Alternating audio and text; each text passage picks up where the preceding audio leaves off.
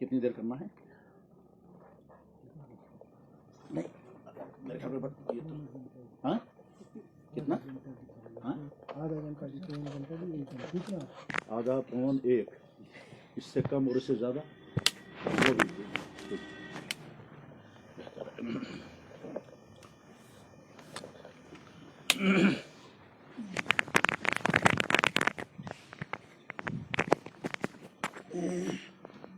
اندازہ ہے مسافر تک آئیں گے اسی دن یہی آئیں گے، ٹھیک ہے۔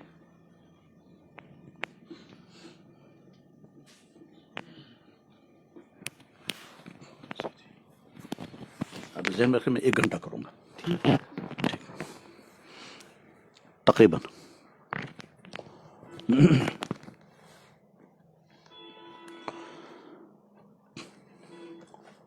بسم اللہ الرحمن الرحیم، الحمد للہ نحمده ونستعینه ونستغفره ونؤمن به ونتوکل علیہ ونعوذ باللہ من شرور انفسنا ومن سیئات اعمالنا، من يهده اللہ فلا مضل له ومن يضلله فلا هادی له، ونشهد ان لا الہ الا اللہ وحدہ لا شریک له، ونشهد ان سیدنا ومولانا محمدا عبدہ ورسولہ صلی اللہ تعالی علیہ وعلی آلہ واصحابہ وازواجہ وذریاتہ وبارک وسلم تسلیما کثیرا کثیرا، اما بعد فقد قال اللہ عز وجل فی کتابہ العظیم وما ارسلناک الا رحمۃ للعالمین، وقال اللہ عز وجل ما كان محمد ابا احد من رجالكم ولكن رسول الله وخاتم النبيين، وقال الله تبارك وتعالى لقد من الله على المؤمنين إذ بعث فيهم رسولا من أنفسهم، وقال الله تبارك وتعالى قل يا أيها الناس إني رسول الله إليكم جميعا، وقال الله تبارك وتعالى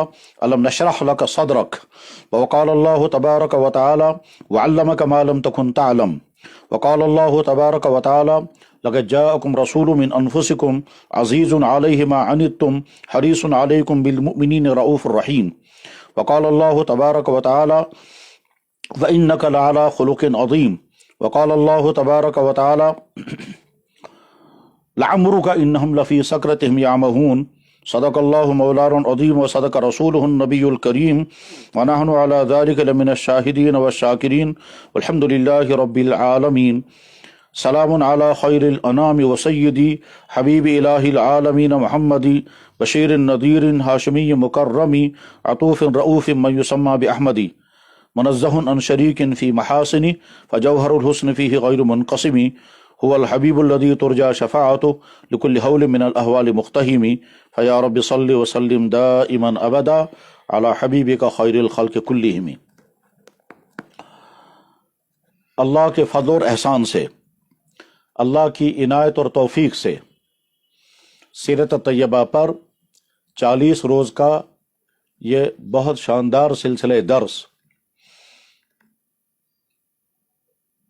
جو یہاں چلتا رہا ہے، اس پر درس دینے والے نوجوان عالم کو بھی بہت مبارک، اور جن نوجوانوں نے اس درس میں شمولیت کی یا جن حضرات نے بھی اس درس سے فائدہ اٹھایا ان کو بھی بہت مبارک۔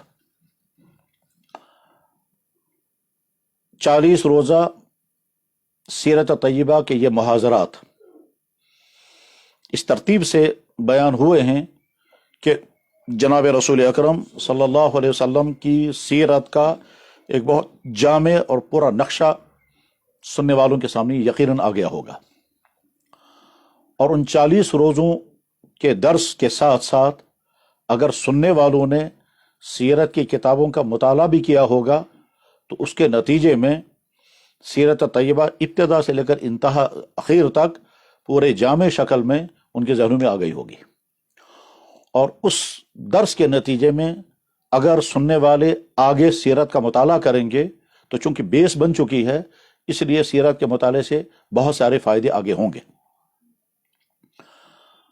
مجھے حکم دیا گیا کہ اس سلسلے درس کا آغاز بہت عمدہ طریقے سے ہوا تھا، اور اس کے اختتام پر آپ کو کچھ باتیں کرنی ہیں، تو اس سلسلے درس کے اختتام پر اختتامی گفتگو کرنے کے لیے گویا میں حاضر ہوں، اور اس تھوڑے سے وقت میں سیرت طیبہ کے متعلق جو کچھ بھی اللہ کے منشے کے مطابق اللہ تعالیٰ بولنے والے کے ذہن میں ڈالیں اور سننے والوں کے لیے فائدے مند جو امور ہوں گے بس اللہ تعالیٰ شان ہو انہی کو اس وقت گفتگو میں لانے کی توفیق عطا فرمائے، اور جہاں جہاں تک یہ آواز جب تک پہنچے ان کے لیے مفید سے مفید تر ہو۔ میرے بہت معزز اور بہت عزیز سامعین و ناظرین، انسان کے اندر اللہ نے کچھ نیچرل چیزیں رکھی ہیں، اور وہ نیچرل چیزیں ہر انسان کے اندر ہیں۔ فطرت نام ہی ان چیزوں کا ہے کہ جو ہر ایک کے اندر پائی جائے۔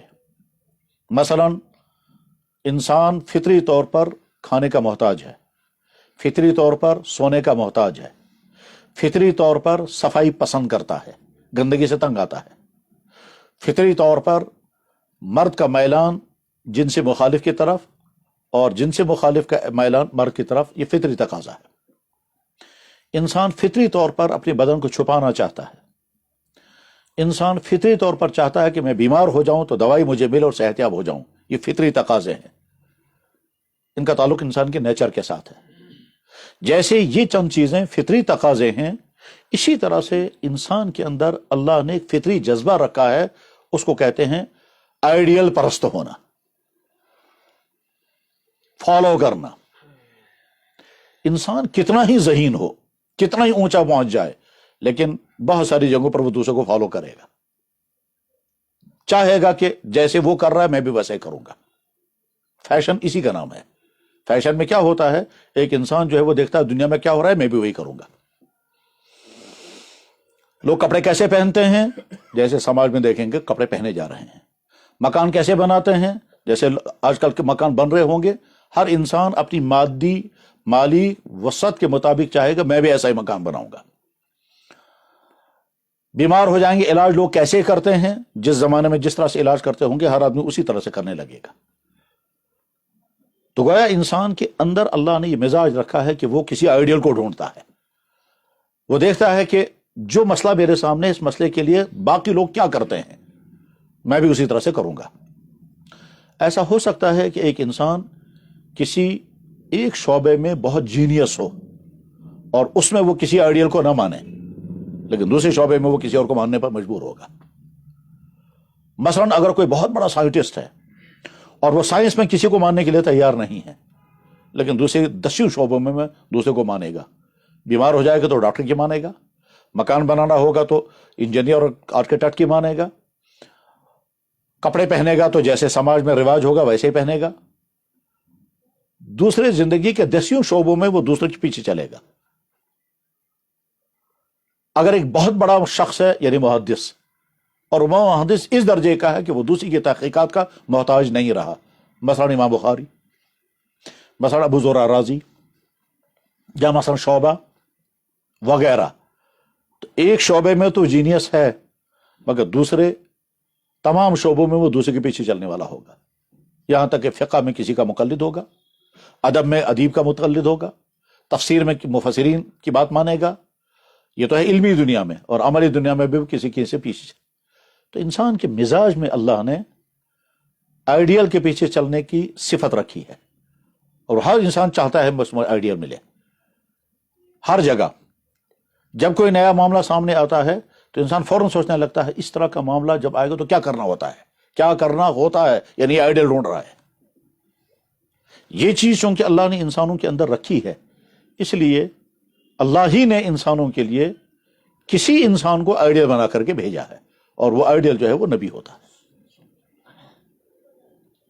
یعنی اے انسانوں تمہیں زندگی گزارنی ہے، میں صرف تمہیں آرڈر دے دوں گا کہ اس طرح سے کرو، مگر اس کے بعد تمہارے لیے آئیڈیل ہونا چاہیے جو ٹھیک اس آرڈر کے مطابق اپنی زندگی کا نقشہ تمہارے سامنے رکھے گا۔ یعنی اللہ تعالیٰ شانہ کی مشیت اور منشا یہ ہے کہ میں جب بندوں کے لیے احکام بھیجوں گا، اور وہ احکام کچھ چیزیں ماننے کی ہوں گی، کچھ چیزیں کرنے کی ہوں گی، کچھ چیزوں سے پرہیز کرنا ہوگا۔ یہی 3 چیزیں ہیں، کچھ چیزیں ماننی ہیں، کچھ چیزیں کرنی ہیں، کچھ چیزوں سے بچنا ہے۔ جو ماننے والی چیزیں ہیں ان کو عقائد کہتے ہیں، جو کرنے والی چیزیں ہیں ان کو فرض اور سنت کہتے ہیں، اور جو بچنے والی چیزیں ہیں ان کو حرام اور مکروہ کہتے ہیں، انہی تین چیزوں۔ پھر جو ماننے والی چیزیں ہیں ان میں سے بعضوں کا تعلق انسان کے جسم کے ساتھ ہے اور بعضوں کا تعلق انسان کے دل کے ساتھ ہے، اور جو بچنے والی چیزیں ہیں ان میں سے بھی کچھ چیزوں کا تعلق انسان کے جسم کے ساتھ ہے اور کچھ چیزوں کا تعلق انسان کے روح اور دل کے ساتھ ہے۔ مثلا حسد نہیں کرنا ہے، تکبر نہیں کرنا ہے، اس کا تعلق دل سے ہے۔ تو اب ان تمام چیزوں کا حکم اللہ کی طرف سے آ گیا، مگر اس کے بعد پھر اس حکم کے نتیجے میں جو لائف سٹائل بنے گا، جو زندگی کا نہج بنے گی، اس کے لیے ایک نمونہ سامنے آنا چاہیے کہ جو میں تمہیں حکم دے رہا ہوں اس کے لیے نمونہ یہ ہے۔ اور وہ نمونہ جو ہے اگر وہ انسانوں کے علاوہ کوئی اور ہوتا تو انسان فوراً یہ کہتے کہ اس کے اندر تو ہمارے جیسے تقاضے ہی نہیں ہیں، تو یہ ہمارے لیے آئیڈیل کیسے بنے گا، یہ ہمارے لیے نمونہ کیسے بنے گا۔ مثلا کسی ایسی مخلوق کو اگر اللہ تعالیٰ شانو انسانوں کے لیے نمونہ بنا کے بھیجتا ہے کہ بھائی اس کی زندگی معیاری زندگی ہے اور تمہاری زندگی اس کے نقشے کے مطابق ہونی چاہیے، تو انسان فوراً کہتا یا اللہ ہم کھانا بھی کھاتے ہیں، پانی پیتے ہیں، سوتے ہیں، میاں بیوی کی ضرورت ہے، تنہائیوں پر، یہ سارے ہمارے فطری تقاضے ہیں۔ ان فطری تقاضوں کے اندر رہ کر کے اگر کوئی آئیڈیل ہمارے بن سکتا ہے تو وہ آنا چاہیے۔ آپ نے فرشتوں کو بھیج دیا، وہ ہمارے لیے آئیڈیل بن ہی نہیں سکتا۔ ہمیں بھوک لگے گی، اس کو بھوک لگ نہیں سکتی۔ ہمیں پیاس لگتی ہے، اس کو پیاس لگ نہیں سکتی۔ ہم کام کرتے کرتے تھک جاتے ہیں، ہمیں آرام چاہیے، اس کو آرامی کی ضرورت نہیں ہے۔ ہم میں سے مرد کا عورت کی طرف میلان ہے، عورت کا مرد کی طرف میلان ہے، اور یہ میل فیمیل سسٹم جو ہے وہ ہر مخلوق کے اندر ہے، انسانوں کے اندر بھی ہے۔ جس کا آپ نے ہمارے لیے آئیڈیل بنایا ہے یہ تو ہمارے لیے نمونہ بن ہی نہیں سکتا، اس لیے اللہ نے انسانوں میں سے ایک انسان کو آئیڈیل لائف دے کر کے بھیجا، اور یہ اہتمام کیا کہ اس ذات کے اندر ایک طرف سے انسانوں کی تمام خلقی صفات ہونی چاہیے اور دوسری طرف سے انسانوں کے اندر پائی جانے والی تمام کمیوں سے وہ پاک ہونا چاہیے۔ انسان کھاتے ہیں وہ بھی کھائے گا، انسان پیتے ہیں وہ بھی پیے گا، انسان آرام کرتے ہیں وہ بھی آرام کرے گا، انسانوں کو میل فیمیل کی ضروریات ہیں ان کو بھی ہوں گی، انسان غمزدہ ہوتا ہے، خوش ہوتا ہے، اس کو بھی ہوگا، انسان کو چوٹ لگتی ہے، درد ہوتا ہے، خون نکلتا ہے، اس کو بھی یہ سب کچھ ہوگا۔ یعنی انسان کی جو خلقی صفات ہیں بشر ہونے کی حیثیت سے وہ ساری اس کے اندر پائی جائیں گی۔ یہی وہ نقطہ ہے کہ جو عرب کے کافروں کو پریشان کرتا تھا، وہ کہتے تھے صاحب نبی تو ٹھیک ہیں مگر یہ کیسے نبی جو کھانا بھی کھاتے ہیں؟ وقالوا ما لهذا الرسول يأكل الطعام ويمشي في الأسواق۔ تو گویا وہ یہ سمجھتے تھے کہ نبی ایسا ہونا چاہیے جو انسان کی تمام فطری ضروریات سے مبرہ ہو۔ تو فوراً جواب آئے گا تو وہ تمہارے لیے نمونہ کیسے بنے گا، تم تو اپنی زندگی اس کے نقشے پر لا ہی نہیں سکو گے۔ تو اللہ کا یہ مشیت اور منشا یہ تھا کہ انسانوں کے لیے ایک مکمل انسان جو تمام خامیوں سے پاک ہو اور ہو انسان، وہ میں نمونہ بنا کے بھیجتا ہوں، اسی کو کہتے ہیں نبوت۔ نبی اپنے سماج ہی کا ایک فرد ہوتا ہے، اپنے سماج ہی کے تمام تقاضوں کے مطابق وہ زندگی گزارتا ہے، لیکن اس کے بعد پھر وہ نمونہ ہوتا ہے اپنے پورے سماج کے لیے، اور وہ ہر اعتبار سے بالکل کامل اور مکمل ہوتا ہے۔ اس کی زندگی میں ضروریات ساری ہوں گی انسانوں جیسی، لیکن صفات ہوں گی تمام کے تمام فرشتوں جیسی، اور انسانوں میں جو کمیاں ہوا کرتی ہیں ان کمیوں سے نبی بالکل پاک ہوتا ہے۔ کمیاں کیا کیا ہوتی ہیں، ان کی ساری انسانی زندگی بھری ہوئی ہے۔ مشکلات میں انسان ہوگا تو صبر نہیں کر پائے گا، نبی پر مشکلات آئے گا تو صبر کر کے دکھائے گا۔ آسانیوں میں انسان پہنچے گا تو کبر کرے گا، ظلم کرے گا، طرح طرح کی جو خرابیاں ہیں وہ خرابیاں پیدا ہو جائیں گی۔ جو خرابیاں پیدا ہوتی ہیں عہدہ مل کر، جو خرابیاں پیدا ہوتی ہیں دولت کے نتیجے میں، جو خرابیاں پیدا ہوتی ہیں صحت مند ہونے کے نتیجے میں، نبی کے اندر یہ صفات اگر ہوں گی لیکن وہ خرابی اس کے اندر نہیں آئیں گی۔ یعنی عام انسان کے پاس اگر اقتدار آ گیا تو ہو سکتا ہے وہ اپنے اقتدار کو ظلم کے لیے استعمال کرے، لیکن نبی کے پاس اگر اقتدار آئے گا تو ظلم کے لیے استعمال نہیں کرے گا۔ ثبوت حضرت سلیمان علیہ السلام، ثبوت جناب رسول اکرم صلی اللہ علیہ وسلم۔ تو نبی تمام ان کمیوں، خامیوں، عیبوں سے پاک ہوتا ہے جو انسانوں کے اندر پائے جاتے ہیں، اور ان تمام خوبیوں سے آراستہ ہوتا ہے جو انسانوں کے لیے نمونہ ہونا چاہیے۔ یہ نبوت ہے۔ میں اس کو اور زیادہ لمبا نہیں کرنا چاہتا اس وقت، بس مختصراً نبوت یہ ہے۔ یہ نبوت جو اللہ تعالیٰ شاہ نے انسانوں کے لیے مقرر فرمائی، یہ ہر علاقے کے لیے ایک نبی ہوتا تھا، اور ہمارا یقین ہے کہ دنیا میں کوئی خطہ ایسا نہیں گزرا ہے جہاں کے لیے اللہ نے نبی نہ بھیجے ہوں۔ چاہے ان کا تذکرہ ہمارے سامنے آئے یا نہ آئے، چاہے ان کی تاریخ ہمارے سامنے ہو یا نہ ہو، لیکن ہر قوم کے لیے اللہ نے نبی بھیجے ہیں۔ ثبوت قرآن کریم میں اللہ صاف صاف فرماتے ہیں کہ وَإِن مِّنْ أُمَّةٍ إِلَّا خَلَا فِيهَا نَذِيرٌ، کوئی قوم ایسی نہیں ہے جن کے لیے ہم نے کوئی نہ کوئی نبی نہ بھیجا ہو۔ لِكُلِّ قَوْمٍ ہاد، ہر قوم کے لیے ہم نے کوئی، اور ایک جگہ تو اللہ تعالیٰ شانو فرماتے ہیں کہ میں تو ہر قوم کے لیے نبی بھیجوں گا، ورنہ تو لوگ کہیں گے یا اللہ ہمارا جب نبی آیا ہی نہیں تو ہم کیسے آپ کو پہچانتے ہیں، ہمارے پاس کوئی بتانے والا آیا ہی نہیں، لِأَلَّا يَكُونَ لِلنَّاسِ عَلَى اللَّهِ حُجَّةٌ، تاکہ لوگ اعتراض نہ کریں کل کو کہ یا اللہ آپ ہم سے کہہ رہے ہیں دین کے مطابق زندگی گزارو، لیکن دین بتانے والا تو ہمارے پاس آیا ہی نہیں، تو اس لیے میں نے ہر قوم کے لیے نبی بھیجے ہیں۔ لیکن ان تمام نبیوں کا تذکرہ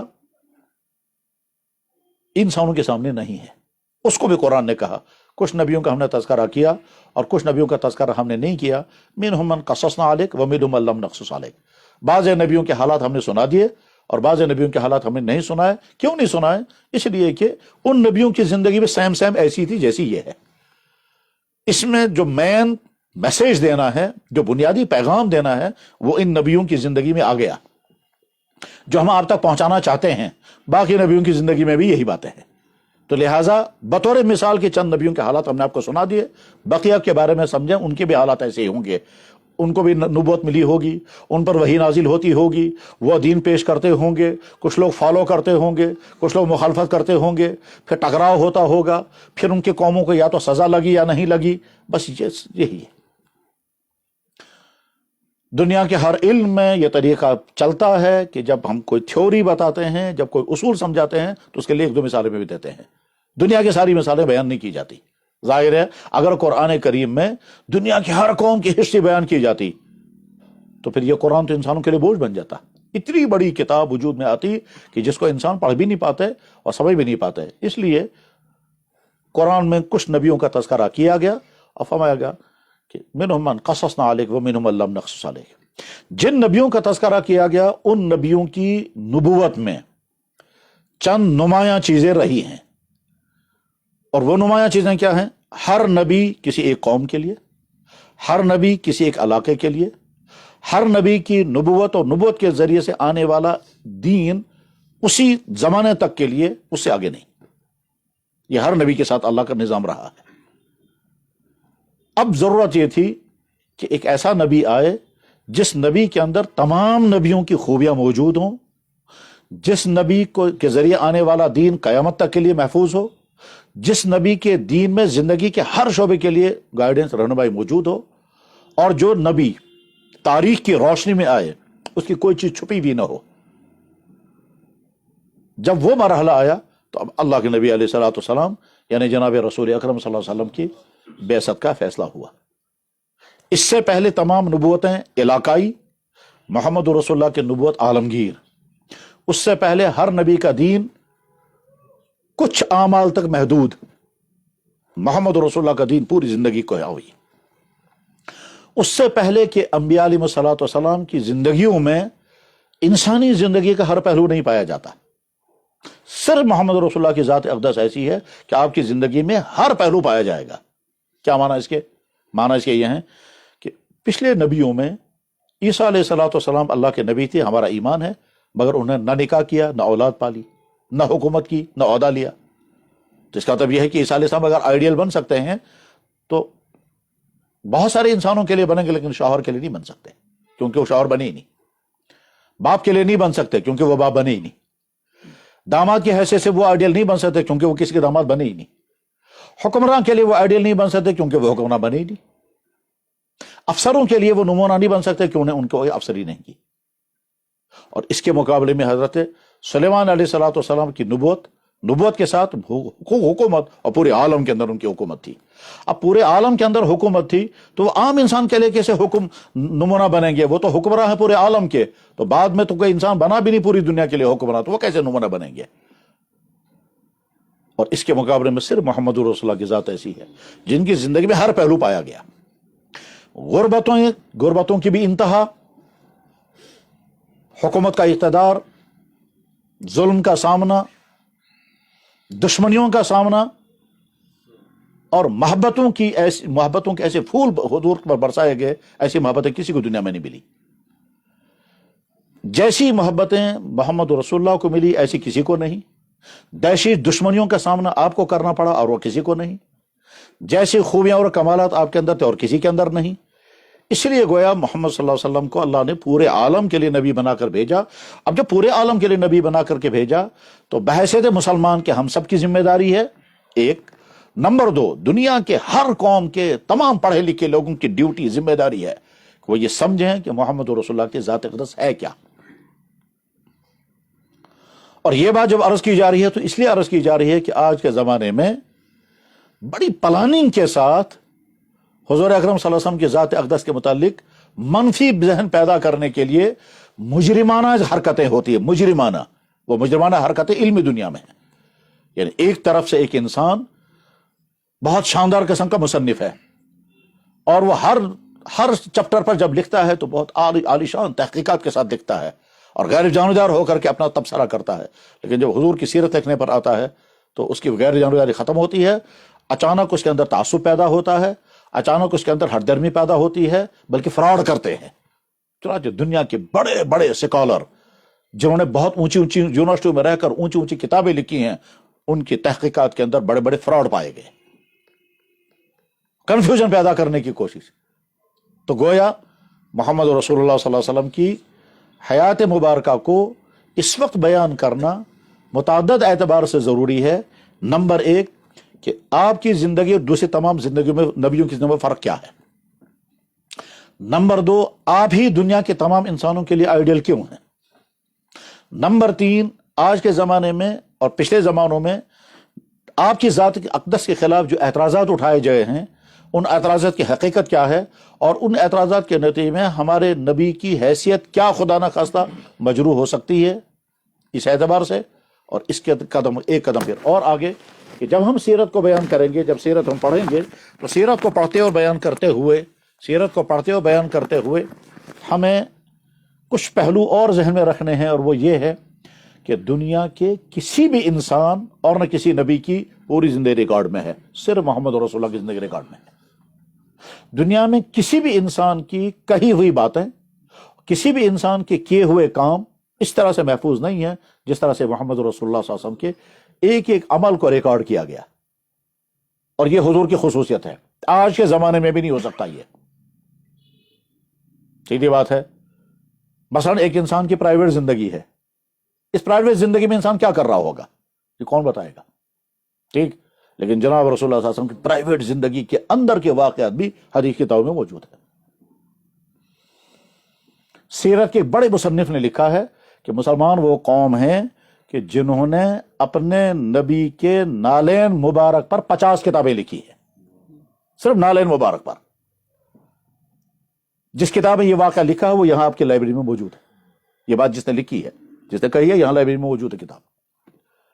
تو جس قوم نے اپنی نبی کے نالین پر 50 کتابیں لکھی ہوں، وہ اپنے نبی کے بڑے واقعات کو کیسے ضائع ہونے دیں گے؟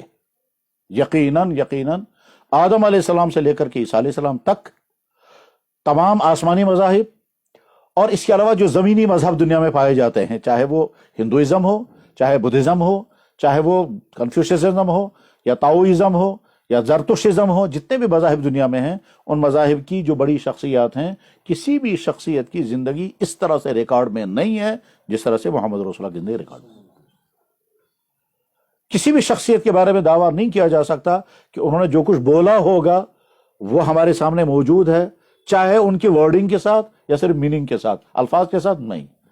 اور کسی شخص کے بارے میں نہیں کہہ سکتے ہیں کہ اس نے جو کام جس طرح سے کیا ہوگا 100% نہیں، 50% ہی صحیح یا 1% صحیح موجود ہے، نہیں، کسی نہیں۔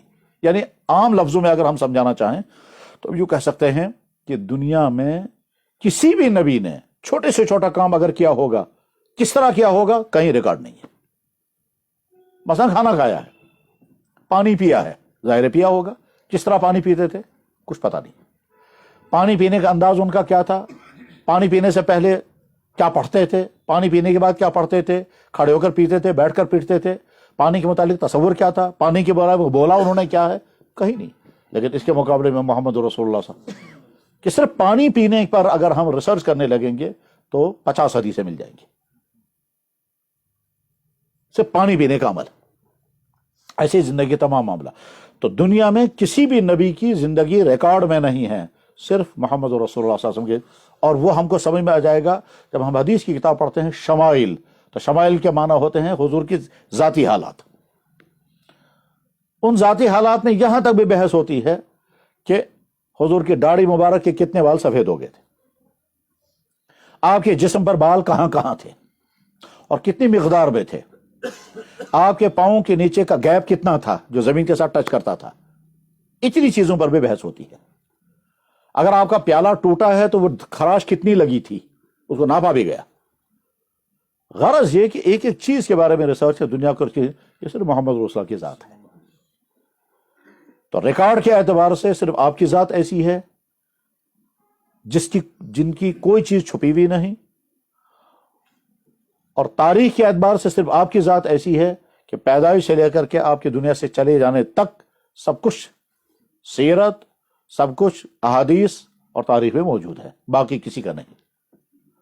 اور تیسرا پہلو ایک اور ہے، اور وہ یہ ہے کہ علمی اعتبار سے آپ نے جو کچھ کہا وہ آج کے علم کے ٹھیک مطابق ہے. اس طرح دوسرے کسی انسان کی بات اپنے زمانے میں کبھی آج کے علم کے مطابق نہیں ہے، وہ ٹکرا جاتی ہے. صرف محمد رسول اللہ کی ذات ایسی ہے کہ آپ نے جو کچھ کہا وہ اگر آج کا میٹر بنتا ہے تو آج جب تحقیقات ہوتی ہیں تو ان تحقیقات کے نبی کی کہی ہوئی بات اور آج کے سائنس بالکل برابر ہو جاتی ہے. یہ میں اشارے کر رہا ہوں، اس کی ڈیٹیل بہت لمبی ہے، لیکن پھر بھی بات سمجھانے کے لیے میں عرض کیے دیتا ہوں.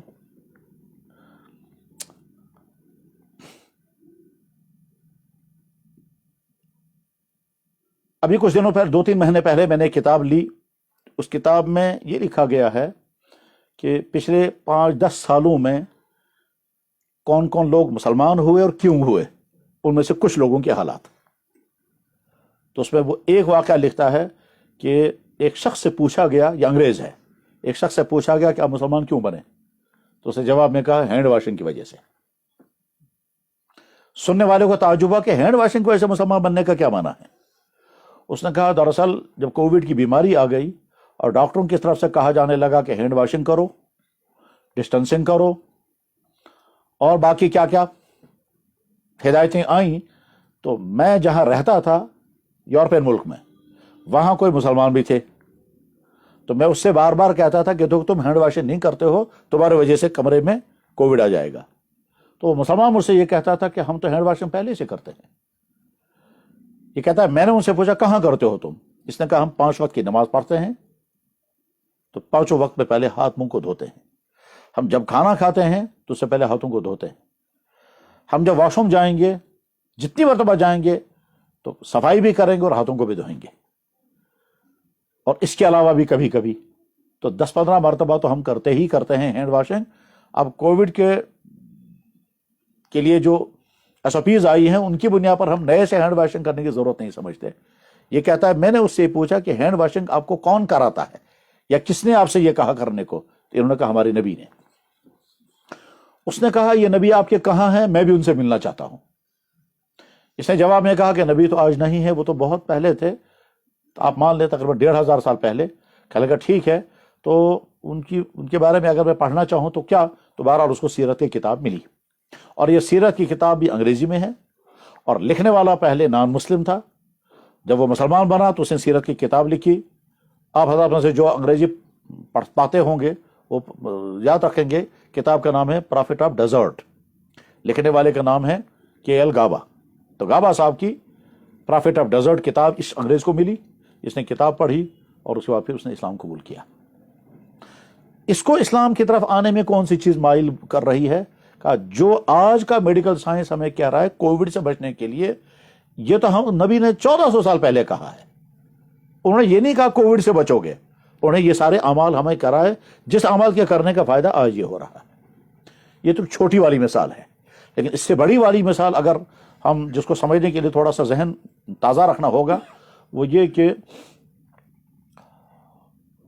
میڈیکل کی دنیا کا ایک بہت اہم ترین چیپٹر ہے کہ ماں کے پیٹ میں بچہ کیسے بنتا ہے، ایمبرولوجی کہتے ہیں اسے. اور یہ یہ سمجھیے اللہ کا ایک بہت بڑا پروجیکٹ ہے کہ ماں کے پیٹ میں بچہ کیسے تیار ہوگا. ظاہر ہے مرد اور عورت کا لکوڈ ماں کے رحم میں جمع ہو جاتا ہے. مرد کا سیمن، ہماری بہن یا ہماری بیٹی کا ایگ، یہ دونوں جمع ہو جائیں گے اور یہ دونوں لکوڈ ہیں.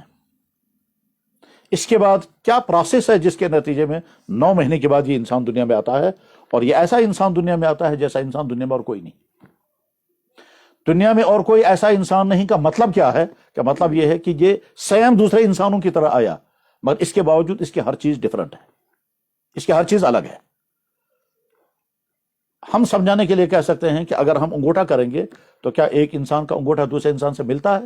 نہیں ملتا. تو سب اس انگوٹھے میں بھی ڈفرینسز ہیں، فرق ہے. ایسے ہی جسم کے ہر حصے میں آپ نماز میں کھڑے ہو جائیں، سب کے پاؤں ہیں، سب کے پاؤں کی شیپ الگ الگ ہوگی.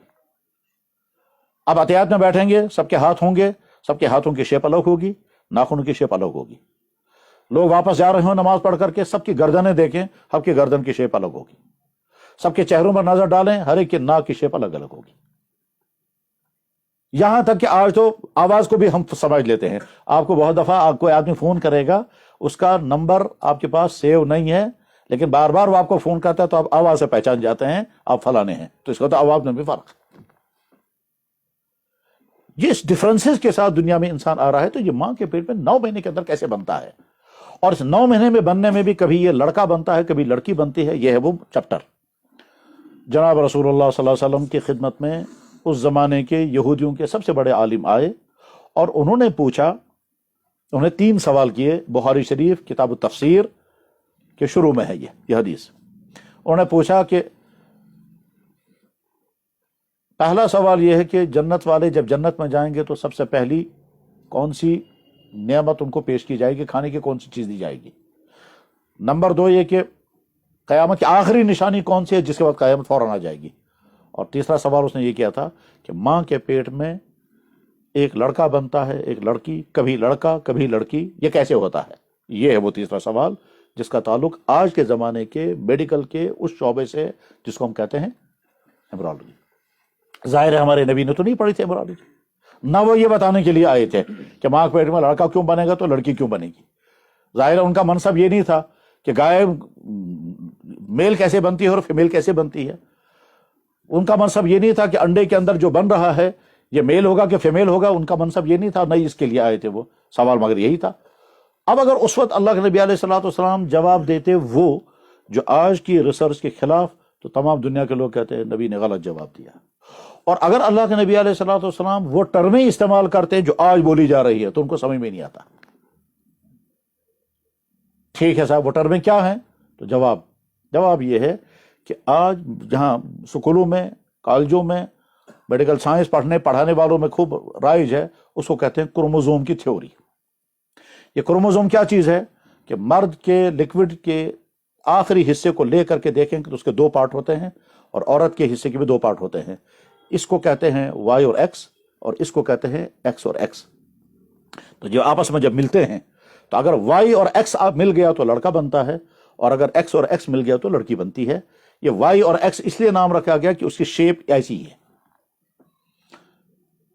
مجھے اس وقت ظاہر ہے کروموزوم کی تھیوری نہ سمجھانی ہے، نہ اس پر نہ ہم اس کے ایکسپرٹ ہیں، نہ ہمارا وہ ٹاپک ہے، لیکن ریفرنس کے لیے اچھی طرح سے اس کو پڑھنے کے بعد سمجھا، اور اس کے بعد میں عرض کر رہا ہوں کہ کروموزوم کی اس وقت کی تھیوری بتا رہی ہے کہ ماں کے پیٹ میں لڑکا بنتا ہے تب جب مرد کا نطفہ وائی آگے آ جائے اور وہ ایکٹیویٹ ہو جائے، اور لڑکی بنتی ہے تب جب عورت کے جسم سے آنے والا لکوڈ مادے کا ایکس پارٹ ایکٹیویٹ ہو جائے گا تو لڑکی بن جائے گی. اس کا مطلب یہ ہے کہ لڑکا بننے میں مرد کا مین کام ہے، عورت کا نہیں. یہ جو کشمیر میں کہتے ہیں نا عورتوں کو تانا دیتے ہیں ہمیشہ صرف کوئر جوان، وہ نادان لوگ ہیں. لڑکا اور لڑکی کے پیدا کرنے میں عورت کا کوئی دخل نہیں ہے. اگر دخل کسی درجے میں ہے تو مرد کا ہے، کہ مرد کا وائی پارٹ جب کام نہیں کر رہا ہے، ایکس پارٹ کام کرے گا تو لڑکی بنے گی، اور جتنے ایکس پارٹ کام کرے، اور کبھی کبھی دونوں. چنانچہ جس علاقے میں ہم ہیں، میرے جاننے والوں میں ایک صاحب ہیں، ان کو ایٹ اے ٹائم لڑکا اور لڑکی دونوں پیدا ہو گئے، دونوں اس وقت ہیں. خیر، تب جناب رسول اللہ صلی اللہ علیہ وسلم سے یہی سوال کیا گیا. تو اس وقت اللہ کے نبی علیہ السلام نے فرمایا یسبق ماء الرجل علی الماء المرأة، کہ مرد کا نطفہ عورت کے نطفے پر غالب آ جاتا ہے، مرد کا نطفہ آگے بڑھ کر کے عورت کے نطفے کو پکڑ لیتا ہے، وہ وائپ آؤٹ ہوتا ہے، ٹھیک، تو لڑکا بن جاتا ہے۔ 1400 سال پہلے اس نبی مکرم نے، جنہوں نے کسی کی شاگردی نہیں کی، جو کسی کالج کو انہوں نے جوائن نہیں کیا، اس نبی مکرم نے جو بات ارشاد فرمائی آج کی سائنس وہی کہتی ہے۔ تو علمی اعتبار سے بھی صرف محمد رسول اللہ کی شخصیت ایسی ہے جو دنیا کے انسانوں کے لیے نمونہ بن سکتی ہے۔ اخلاقی اعتبار سے بھی صرف محمد رسول اللہ کی شخصیت ایسی ہے جو دنیا کے انسانوں کے لیے نمونہ بن سکتی ہے۔ علمی اعتبار سے ایک اور پہلو لے لیں آپ، دنیا میں جب کوئی قانون بنانا ہوتا ہے تو اس میں قانون کے ماہرین کو جمع کرتے ہیں، اور وہ جس چیز کے لیے قانون بنانا ہو اس کے لیے پہلے سے رائج قوانین کو سامنے رکھتے ہیں۔ جس چیز کے لیے قانون بنانا ہے اس کے لیے دنیا میں کہاں کہاں قانون ہے اس کو سامنے رکھیں گے، اور وہ خود قانون کے ماہرین ہوتے ہیں، اور پھر ہفتوں، مہینوں، بلکہ بعض دفعہ سالوں تک غور و فکر و بحث و تمہیز کے بعد ایک قانون تیار ہوتا ہے، اور کچھ عرصے کے بعد پتہ چلتا ہے کہ قانون ناقص رہ گیا، پھر اس قانون میں امینڈمنٹ ہوتی ہے۔ یہ ساری دنیا میں پہلے سے چلا رہا، آج بھی ہے۔ جناب محمد رسول اللہ صلی اللہ علیہ وسلم نے کہیں کوئی لا کالج جوائن نہیں کیا تھا، آپ کسی لا کالج کے پڑھے ہوئے نہیں تھا، نہ آپ کا کوئی استاد تھا، لیکن انہوں نے قانون بنایا، اور ایسا کہ 1400 سال میں کہیں تبدیلی کی ضرورت محسوس نہیں ہوئی، اور آئندہ قیامت تک وہ قانون رہے گا، چاہے وہ پھر سول لا ہو، چاہے کرائم کا لا ہو، چاہے فیملی لاز ہو، جو بھی قانون کی دنیا ہے، اس قانون کی دنیا میں صرف محمد رسول اللہ کی ذات ایسی ہے کہ آپ کسی کی شاگرد نہیں، لیکن کسی بھی چیز کے بارے میں جب قانون بنا دیتے ہیں تو اس قانون کو ہٹایا نہیں جا سکتا، اور اگر لوگ ہٹا دیتے ہیں تو گمراہی میں شک۔ میں اس کی مثال بتاتا ہوں، کون سے جانور کا گوشت کھانا چاہیے، کون سے کا نہیں، اس کے لیے قانون بنانا ہے۔ آج تو لا کالج میں جائیں گے، آپ ایسے ہی مان لیں جیسے ہومو سیکسولیٹی، تب اس کے لیے قانون کے ماہرین قانون بنائیں گے، پھر لوگوں کے تقاضوں کو سامنے رکھیں گے، پھر ماحول کا اور اس کے ساتھ ان کی جو ذہنیت ہوگی وہ سب سامنے رکھ کر کے پھر قانون بنائیں گے۔ اگر یہ خود ہی اس برائی کا شکار ہوں گے تو قانون بنائیں گے، کوئی حرج نہیں، کرو، اور اگر یہ سمجھتے ہوں گے یہ برائی قابل برداشت نہیں ہے تو وہ کہیں گے قانون نہیں ہے یہ، یعنی جیسی ان کی ذہنیت ہوگی ویسے یہ قانون بنائیں گے۔ شرابیوں کے ذریعے سے جو قانون بنے گا وہ کیا ہوگا؟ شراب الاؤ۔ اور اینٹی الکوہلک ذہن سے جو قانون بنے گا اس میں کیا ہوگا کہ شراب جرم، اور وہ سب ماہرین ہوتے ہیں۔ تو محمد رسول اللہ صلی اللہ علیہ وسلم کو فیصلہ کرنا ہے کون کون سو جانور کھانا چاہیے اور کون کون سو جانا بین ہو جانا چاہیے۔ آپ نے جانوروں کی انیٹمی نہیں پڑھی تھی، آپ نے بایولوجی نہیں پڑھی ہے، آپ نے میٹ اور بلڈ کی تھیوریاں نہیں پڑھی تھی، آپ نے نہیں پڑھی تھی کہ میٹ میں فائدے کیا کیا ہیں اور بلڈ میں فائدے کیا اور نقصان کے حساب آپ نے، نہ آپ کا چیپٹر تھا نہ آپ نے پڑھا۔ لیکن اس وقت اللہ کے نبی علیہ السلام نے قانون کیا بنایا؟ یہ سارے جانور حرام اور یہ جانور حلال۔ جن جانوروں کو حرام کر دیا ان کی اخلاقی یا جسمانی کوئی نہ کوئی وجہ ہے جن کی بنا پر ان کا گوشت حرام کر دیا گیا، جیسے جنگلی درندے، اگر تم ان کا گوشت کھاؤ گے تمہارے اندر درندہ پن آ جائے گا، انسانیت کے مزاج پر جو رحم ہوتا ہے وہ رحم ختم ہو جائے گا، کیونکہ اس کے اندر رحم نہیں ہوتا۔ اور جو جانور حلال ہیں ان حلال جانوروں کو بھی کھاؤ گے تم تب جب ان کو ذبح کرو گے، ذبح کیے بغیر یہ جانور نہیں کھا سکتے، تو ذبح کرنے کا قانون بنایا۔ اس وقت تو مسلمان تھے، مسلمانوں نے قانون سنا اور عمل کیا، لیکن آج کے زمانے میں پتہ چلا کہ ذبح کرنے کا فائدہ کیا ہے، اور وہ کیا ہے کہ اس جانور کے اندر جو خون ہے اس خون کو سارا الگ کر دینا ہے، اس کے نتیجے میں گوشت فریش ہو جائے گا، اور گوشت کے اندر خون باقی نہیں رہے گا، کیونکہ خون انسان کے ڈائجسٹو سسٹم کے لیے زہر ہے۔ انسان کا نظام ہضم خون ہضم نہیں کر سکتا، کیونکہ انسان خونخوار نہیں ہے۔ جنگلی جانور خونخوار ہے، شیر کے سامنے اگر گھاس رکھیں گے وہ نہیں کھائے گا، شیر کے سامنے حلوہ رکھیں گے اگر اس کو ہنسنا آتا تو وہ بڑا ہنس دیتا۔ یہ انسان ہے، میں شیر ہوں، شیر، میں زندہ جانور کو چوس لیتا ہوں، یہ مجھے حلوہ کھلا رہے ہیں یا گھاس کھلا رہے ہیں۔ اور گائے کے سامنے اگر گوشت رکھیں گے، کتنا ہی اچھا گوشت، وہ کہ میں تو اس دنیا کی نہیں، میں تو گھاس خور ہوں۔ تو ایک گھاس خور ہے، ایک خونخوار ہے۔ انسان گھاس خور بھی نہیں ہے، خونخوار بھی نہیں، وہ درمیان والا ہے۔ تو اس لیے خون ڈائجسٹ کرنا انسان کے معدے کا کام نہیں ہے۔ جانور جو ہے اس کے نیچر میں خدا نے رکھا کہ جو چیز تمہارے لیے مضر ہے وہ کبھی نہیں کھانا، وہ نہیں کھائے گی۔ گائے کے سامنے آپ خون رکھیں، گوشت رکھیں، نہیں کھائے گی۔ حتیٰ کہ گائے کے سامنے دودھ رکھیں گے وہ دودھ بھی نہیں پیے گی۔ کیوں؟ اس لیے کہ گائے کو اگر دودھ پینے والا جانور بناتا تو پھر کیا کہتے، ایک گائے اس کا دودھ پیتی، وہ اس کا دودھ پی لیتی، ہم کو کچھ بھی نہیں ملتا۔ تو اس لیے گائے اور بکری دودھ پینے والے نہیں ہیں، گھاس خور جانور ہے۔ انسان کا معدہ چونکہ خون ڈائجسٹ نہیں کر سکتا، اس لیے اللہ کے نبی نے ذبح کرنے کا وہ طریقہ بتایا کہ سارا خون باہر آ جائے، اور اس کے بعد گوشت جو ہے فریش ہو جائے گا، کیونکہ گوشت کی ضرورت انسانوں کو ہے۔ کیوں ہے؟ اس لیے کہ گوشت کے اندر وٹامنز، پروٹین، کیلشیم، پوٹاشیم وغیرہ وغیرہ، اور ساتھ میں ٹیسٹ، یہ ساری چیزیں ہیں۔ ٹھیک، باقی جتنی غذائیں دنیا میں کھائی جاتی ہیں کسی میں اتنا مزہ نہیں ہے جتنا گوشت میں ہے۔ اس لیے جو لوگ گوشت کے خلاف بولتے رہتے ہیں، چپکے چپکے وہ بھی اندر جا کے کھاتے ہیں، اور یہ ساری دنیا میں ہے۔ خیر، اب اللہ کے نبی علیہ الصلوۃ والسلام کو یہ طے کرنا ہے کہ جانور کو ذبح کیسے کرنا ہے۔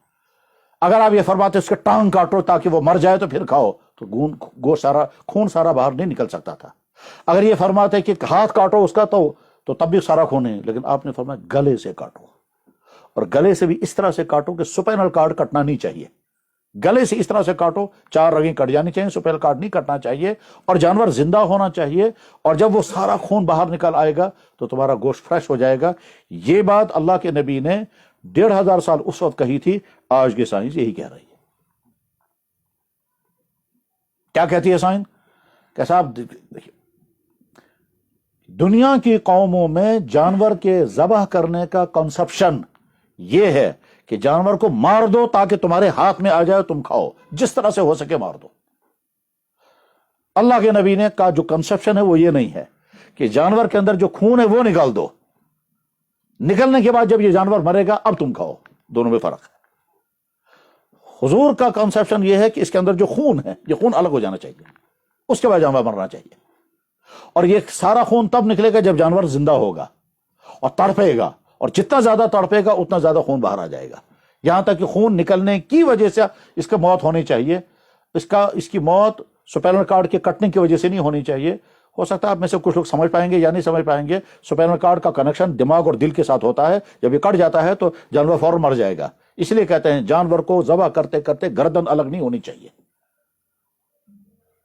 اس لیے ذبح کرنے والے کو اچھی طرح سے سمجھ کہ صرف 4 رگیں کٹیں، اور سپینل کارڈ نہیں کرنا چاہیے، کیونکہ سپینل کارڈ کا کنیکشن دماغ اور پوری باڈی کے ساتھ ہوتا ہے۔ یہ تھوڑا سا تفصیل کے ساتھ سمجھانے کی ضرورت ہے، ممکن ہے آپ میں سے کچھ لوگ نہ سمجھ پائیں، لیکن میں اس کو زیادہ ڈیٹیل نہیں کر سکتا کیونکہ وقت بہت کم ہے۔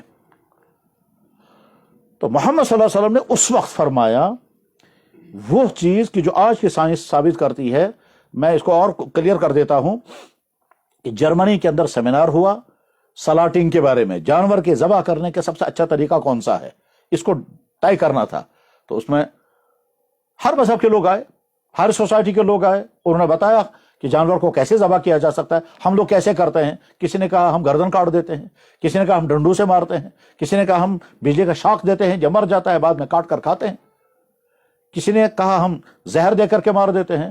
ایک مسلمان بھی تھا، چونکہ اس کو بلایا گیا تھا، اس نے کہا کہ ہمارے ہاں ذبح کرنے کا طریقہ یہ ہے، نمبر 1 جانور حلال ہونا چاہیے، زندہ ہونا چاہیے، لٹا کر کے ذبح کریں گے، اللہ کا نام لے کے ذبح کریں گے، گلے سے کاٹیں گے، اور 4 رگیں کٹنی چاہیے، باقی سپینل کارڈ نہیں کٹنا چاہیے، اور جب سارا خون نکل جائے گا تو اس کے بعد ہم سمجھتے ہیں جانور پاک ہو گیا۔ تو شرطیں یہ ہیں ذبح کرنے والے کے لیے بھی اور جانور کے لیے بھی، تو کنڈیشننگ کے ساتھ ہے، یہ ایبسولوٹلی نہیں ہے کہ صاحب ہر جانور اور ہر طرح ہر آدمی کرے گا، نہیں۔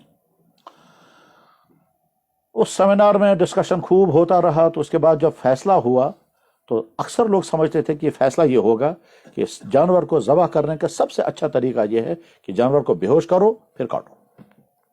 یورپ میں اسی طرح ہوتا ہے، آج بھی لوگ یہی سمجھتے ہیں کہ اچھا ہے جانور کو پہلے بے ہوش کر دو، اس کے بعد جب کاٹیں گے تو اس کو تکلیف نہیں ہوگی، وہ تڑپے گا نہیں۔ لگتا ہے ہاں بات تو صحیح ہے، کیونکہ جب جانور کو ذبح کرتے ہیں تو وہ تڑپتا ہے اور ہاتھ پاؤں اکڑتے ہیں، اور آدمی جب دیکھتا ہے تو ترس آتا ہے، دل دکھتا ہے کہ دیکھو کیسی تکلیف ہو رہی ہے، ہم بھی انسان ہیں، ہم کو بھی تکلیف، اس کو بھی تکلیف ہو رہی ہے۔ لہذا زیادہ بہتر طریقہ یہ ہے کہ جانور کو پہلے بے ہوش کر دو، بعد میں کاٹو، چاہے جہاں سے مرضی وہاں سے کاٹو۔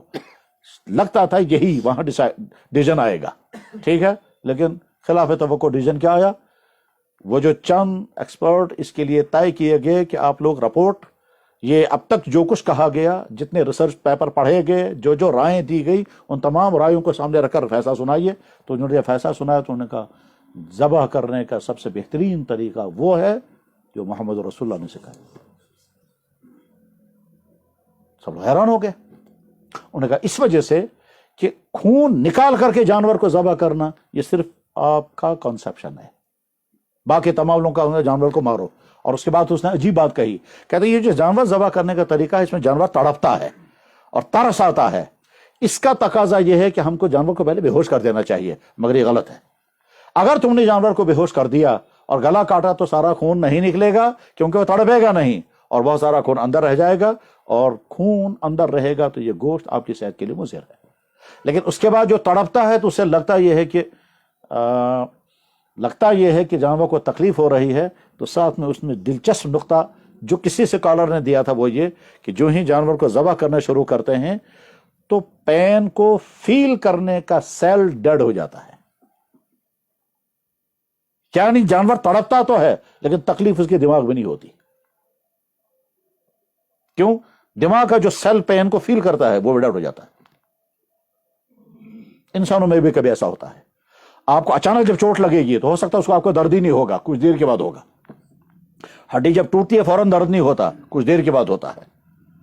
बल्कि बाज दफा इंसान को चोट लगी तो चलता है, बाद में पता चलता है मुझे बहुत, तो फिर बैठ ही जाता है। खैर, सवाल यह है ये जानवर तड़पता क्यों है? तो इसलिए तड़पता है क्योंकि हार्ट जो है वो ब्लड की सप्लाई करता है दिमाग के लिए। जब जानवर ज़बह होने लगता है तो दिमाग खून मांगता है, जल्दी लाओ खून, और इंसान तड़प तड़प करके खून पहुंचाना चाहता है, और जब खून पहुंचाना चाहता है तो वो गले से बाहर आता है। इस्लाम यही चाहता है कि सारा खून बाहर आ जाए। गरज ये कि मोहम्मद रसूलुल्लाह के ज़ात अक़दस वो है कि आपने 1400 साल पहले इल्म के जिस शोबे के मुतालिक जो बात आपने कही है आज के इंसानों के लिए उससे ज्यादा एप्लीकेबल और कोई नहीं है। मैं कानून की मिसाल दिखा रहा था। यही हाल है इंसान की फैमिली लाइफ के मुतालिक कानून मोहम्मद रसूलुल्लाह ने जो बताया, आज और आज के बाद जहां भी इंसान पहुंच जाए उससे बेहतर कानून नहीं बन सकता। वरासत तकसीम करने के लिए दुनिया की किसी भी कौम के पास ऐसा कानून नहीं है जैसे आपने दिया। फैमिली लाइफ गुजारने के लिए निकाह से लेकर के डिवोर्स तक आपने जो कानून दिया उससे बेहतर कानून किसी के पास नहीं है। सबूतें बहुत हैं लेकिन वो मुझे तफसील का इस वक्त नहीं है। तो लिहाजा सीरत मुबारका के इस पूरे 40 रोज़ा दर्स में जो कुछ हमारे सामने आया उस आने में नंबर 1 बयान करने वाले को भी बहुत मुबारक, सुनने वालों को भी बहुत मुबारक। सवाल यह है कि आपने किस नीयत से यह सुना।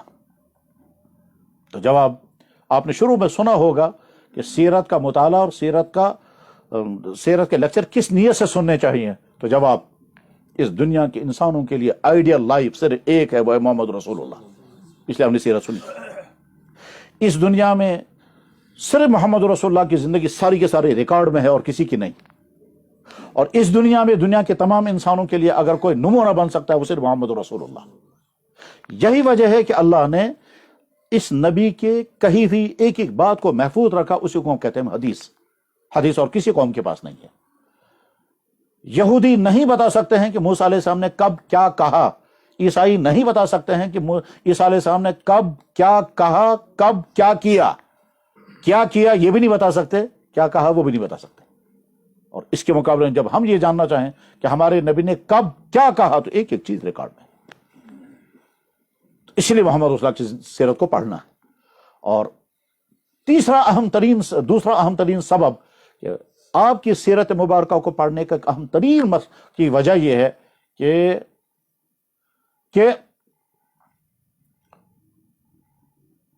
हमेशा से इंसानों की कोशिश रही है हुजूर के जमाने से लेकर आज तक कि हुजूर की जात के मुतालिक कंफ्यूजन पैदा करें, लोगों की नावाफत का फायदा उठाकर आपकी तरफ गलत बात मंसूब करें, ताकि जो इस्लाम के करीब आना चाहते हैं वो दूर हो जाएं और जो इस्लाम के अंदर हैं वो कंफ्यूज हो जाएं।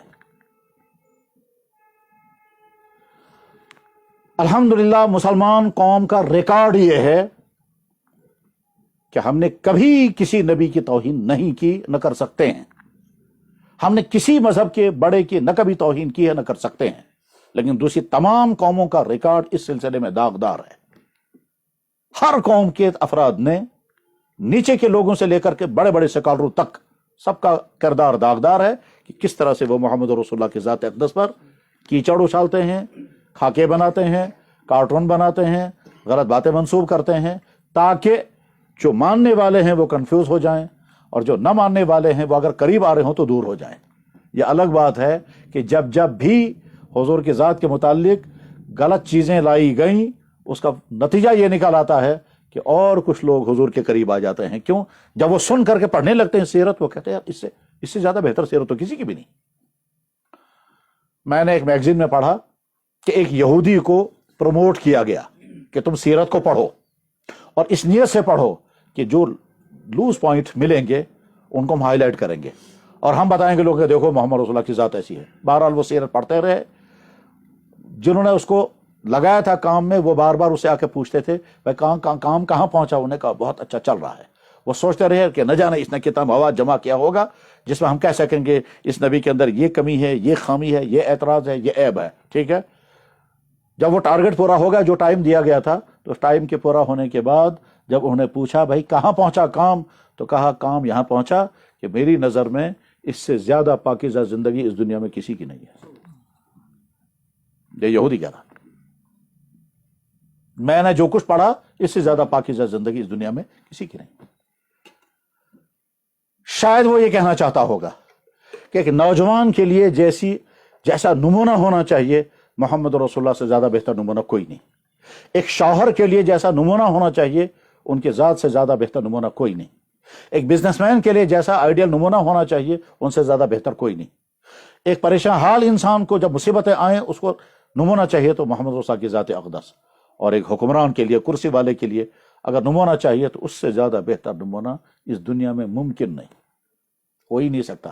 کرسی ملنے کے بعد انسان ظلم نہ کرے بہت مشکل ہے. یہ پاور اپنے ساتھ جو کچھ لاتا ہے وہ ہے کبر، وہ ہے ظلم، وہ ہے اکڑ. پوری انسانی تاریخ یہی بتاتی ہے. قدیم زمانے میں بھی آج بھی جس کے ہاتھ میں پاور آتا ہے اس کا قابو میں رہنا بہت مشکل ہے، بہت ہی مشکل ہے. یہی وجہ ہے کہ 1 پر لاکھ انسان بھی ایسا نہیں مل سکے گا کہ پاور آ گیا اور اس نے کرسی کا غلط استعمال نہ کیا ہو. صرف محمد رسول اللہ کی ذات ایسی ہے کہ آپ کے ہاتھ میں پاور تھا، 10 لاکھ مربع میل پر آپ کی حکومت چل رہی تھی اور ان کے گھر میں فاقہ تھا، کھانے کا انتظام نہیں تھا. دنیا کی انسانوں کی تاریخ میں ہے ہی نہیں کوئی. تو غرض یہ کہ ایسی آئیڈیل زندگی دنیا کے انسانوں کو اور کہیں مل ہی نہیں سکتی ہے. وہ صرف محمد رسول اللہ کی ذات اقدس ہے کہ نمونے کی زندگی ملتی ہے. کسی شخصیت کو جاننے کے لیے طریقے کیا ہیں، کسی شخصیت کو سمجھنے کے لیے طریقہ کیا ہیں؟ تو سب سے زیادہ رازدار انسان کی بیوی ہوا کرتی ہے، سب سے زیادہ رازدار انسان کے گھر کا نوکر ہوا کرتا ہے، اور سب سے اہم رازدار انسان کے وہ دشمن ہوتے ہیں جو انسان کے اندر تک کے حالات سے واقف ہوں. بیوی، نوکر اور وہ لوگ کہ جو ہیں دشمن مگر ہیں قریب. یہ 3 طبقے. ٹھیک ہے، ان تینوں طبقوں سے اگر ہم پوچھیں گے محمد رسول کی ذات اقدس کہتی ہے، تو بیوی سے جب پوچھیں گے تو وہاں جواب دینے والی ہوں گی حضرت خدیجۃ الکبریٰ، حضرت عائشہ صدیقہ اور ازواج مطہرات. اور اگر گھر کے نوکر سے پوچھیں گے تو غلام حضرت زید بن حارثہ. اور اگر دشمنوں سے پوچھیں گے تو مکہ اور مدینے کے دشمن، مکے کے کافر، مدینے کے منافق. ان تینوں طبقوں میں سے ایک بھی نہیں کہہ سکتا کہ محمد صلی اللہ علیہ وسلم نے ہم پر ظلم کیا، محمد صلی اللہ علیہ وسلم کی زبان ٹھیک نہیں تھی، ان کا رویہ ٹھیک نہیں تھا. اس کے مقابلے میں اگر کہتے ہیں تو بخاری میں پہلے صفحے پر حدیث موجود ہے، حضرت عائشہ، حضرت خدیجہ الکبریٰ نے جب محمد رسول کا تعارف کرایا خود حضور کو، آپ کیا ہیں، تو کیا فرمایا تھا؟ انک لتصل الرحم وتحمل الکد وتقری الضیف وتعین علی نوائب الحق. آپ سے زیادہ انسانیت نواز کوئی نہیں، آپ سے زیادہ ہمدرد کوئی نہیں، آپ سے زیادہ مصیبت زدہ انسانوں کی مدد کرنے والا کوئی نہیں. آپ کے اخلاقیات کو سامنے لائے. اور اگر غلام سے پوچھیں گے تو زید بن حارثہ نے کیا کہا تھا؟ اپنے باپ کو چھوڑ دیا تھا، کہا اس کو چھوڑ کر میں آپ کے پاس نہیں آ سکتا. تو شفقتیں تو ایسی ملی تھی نا، تبھی تو ہوا. اور اس کے ساتھ ہی مکے کے کافروں نے آپ پر ہر طرح کے الزام تو لگایا لیکن کیریکٹر کے الزام نہیں لگا سکے. وہ نہیں کہہ سکے کہ یہ جوانی میں خراب تھے، اقتدار ملنے کے بعد انہیں گناہ کیے. جو بھی انسانوں کے اندر خامیاں ہوتی ہیں ان خامیوں میں سے ایک خامی بھی آپ کے کسی دشمن نے ہائی لائٹ نہیں کی تھی نہیں. وہ یہ تو کہتے رہے پاگل ہے، اور اندر سے وہ بھی جانتے تھے پاگل تو ہے نہیں. وہ یہ کہتے رہے کہ جادوگر ہے، لیکن اندر سے وہ بھی جانتے تھے جادو نہیں ہے. اور جب ان سے پوچھا جاتا تو کہتے صاحب اس سے زیادہ امانت دار کوئی نہیں، اس سے زیادہ سچا کوئی نہیں، اس سے زیادہ با کردار کوئی نہیں. تو دشمنوں کی زبان سے بھی آپ کا کردار، لیکن اس کے باوجود تاریخ کے ہر دور میں حضور کی ذات اقدس پر تہمتیں لگتی رہی ہیں. حضور کے زمانے میں یہودی بھی تھے، وہ الزام لگاتے تھے غلط، اور اس کے بعد ہر زمانے میں ہوتا رہا آج تک. اور آج بھی بے شمار انسانوں کو دور رکھنے کے لیے کیا کیا جاتا ہے؟ بس آپ کے ذات اقدس کے متعلق غلط فہمیاں پھیلانی ہیں اتنی زیادہ کہ پڑھنے والے. میں اس کی مثال بتاتا ہوں. میں ایک مرتبہ سری نگر ایئرپورٹ پر تھا، وہاں ہمارے جاننے والے اب وہاں نہیں ہیں، ان دنوں میں وہ ایئرپورٹ پہ ہوا کرتے تھے، کسی ایئر لائنز کے مینیجر تھے یہاں کے. تو وہ دوڑتے ہوئے آ کر کہنے لگے میں بہت پریشان. میں نے کہا خیریت ہے، کیا ہے؟ کہنے لگے صاحب ایک ویب سائٹ میں نے دیکھی، اس میں حدیث آئی، اس حدیث کے نیچے لکھا ہوا تھا کہ جس شخص نے یہ بات کہی ہے اس کی بات کبھی نہیں ماننی چاہیے، نعوذ باللہ من ذالک، کیونکہ یہ شہوت پرست انسان تھے اور انہوں نے 9 سال کی بیٹی کے ساتھ نکاح کیا تھا، یعنی حضرت عائشہ کا نکاح. کہتا ہے میں تو نہیں جانتا تھا یہ. پھر میں نے بہت سارے علماء سے پوچھا، سکالروں سے پوچھا، یونیورسٹی کے کچھ لوگوں سے پوچھا، انہوں نے کہا یہ بات صحیح ہے. تو میں اس وقت سے پریشان ہو گیا ہوں. اب دیکھیے حدیث لائی، مقصد حدیث سنانا نہیں ہے، مثلا کنفیوز کرنا تھا. چنانچہ یہ جملہ جو ہے سامنے لایا انہوں نے تو یہ کنفیوز ہو گیا. میں نے کہا گھبرانے کی بات نہیں، آپ بیٹھیں، ابھی 10 منٹ میں آپ ٹھیک ہو جائیں گے اور یہ سارا نکل جائے گا ذہن سے. خیر 10 منٹ کی گفتگو کے بعد انہوں نے کہا یہ تو بالکل ٹھیک ہے، اس پر تو کوئی اعتراض کی بات ہی نہیں ہے. غرض یہ کہ کنفیوژن پیدا کرنے کی کوششیں ہوتی رہی ہیں. اس کنفیوژن پیدا کرنے کے لیے لوگ بد کلامیاں کرتے ہیں، بد اخلاقیاں برتتے ہیں، بلکہ علمی اعتبار سے بڑے بڑے جرموں کا ارتکاب کرتے ہیں. وہ ایک صاحب گزرے کہاں بھی زندہ ہی ہیں، جس نے کتاب لکھی تھی سٹینک ورسز. اس نے کیا لکھا تھا؟ حضور کی ذات ازواج مطہرات پر رقیق حملے کیے گئے تھے، اور وہ جو حقیقت ہے ہی نہیں وہ کیے گئے تھے. ٹھیک ہے، مقصد کیا تھا کہ تو ہمیشہ سے رہا ہے. آج کے زمانے میں سیرت پڑھنے اور سیرت بیان کرنے کی ایک اہم وجہ یہ بھی ہے کہ کم سے کم یہ مسلمان کنفیوز نہ ہو جائے، اور اگر اس کے بعد آگے چل کر کے اس نے سیرت پر مزید محنت کی تو آپ ہزاروں انسانوں کی غلط فہمی کے دور کرنے کا ذریعہ بن سکتے ہیں. جن سوسائٹیوں میں آپ رہتے ہیں ان سوسائٹیوں میں اخبار پڑھنے والے، میڈیا سے جڑے ہوئے لوگ سوال کریں گے تو آپ کو جواب دینا ہوگا، لیکن جواب تب دے سکیں گے جب آپ کی بیس اپنی خود مضبوط ہو، آپ خود سیرت کو جانتے ہوں اور سیرت سمجھ گئے ہوں، تبھی آپ جواب دے سکیں گے. یہ تو تھے سیرت کے متعلق علمی پہلو کہ آج کے زمانے میں سیرت طیبہ بیان کرنے کے مقاصد میں سے ایک اہم ترین مقصد یہ ہے کہ دنیا بھر میں حضور کی ذات اقدس کے خلاف جو پروپیگنڈا ہوتا ہے میڈیا کے ذریعے، کتابوں کے ذریعے، لٹریچر کے ذریعے، اس کا صحیح علمی جواب دینا مسلمانوں کی ذمہ داری ہے. اور مسلمانوں میں سے بھی وہ جو صحیح جواب دے سکے، اور اگر صحیح جواب دے نہیں پائے گا تو آدمی واپس الٹا اپنے آپ کو نقصان پہنچاتا ہے. اس لیے کہ آپ کے کیس کا وکیل اگر کمزور ہوگا تو سچا کیس بھی آپ کے خلاف پڑ جائے گا. دنیا میں بہت سارے نادانوں نے یہی کیا کہ وکالت کمزور کی، اور حضور کی طرف سے جو صفائی جس طرح سے پیش کرنی چاہیے تھی وہ کر نہیں سکے، تو اگلے بار انہوں نے کہا دیکھا تمہارا تو کیس ہی کمزور ہے، یعنی واقع جو ہم کہہ رہے تھے وہ صحیح ہے. تو اس لیے سیرت کو ٹھیک طرح سے پڑھنا اور سمجھنا، اور ہر واقع جس کو لوگ اعتراض کی چیز بناتے ہیں اس کو اس کے کانٹیکس میں سمجھنا. مثلا یہی حضرت عائشہ صدیقہ رضی اللہ عنہ کے ساتھ 9 سال کی عمر میں نکاح کیوں ہوا، اور ایک بڑے قابل اعتراض چیز ہے. تب دیکھیں میں چند جملے بولتا ہوں، آپ کا ذہن کہاں سے کہاں پہنچ جائے گا. ابھی 9 سال کی بیٹی کے ساتھ نکاح کرنا اگر قابل اعتراض ہے تو سب سے پہلے یہ اعتراض کس کو ہونا چاہیے؟ لڑکی کے باپ کو. اور کس کو یہ اعتراض ہونا چاہیے؟ خود لڑکی کو.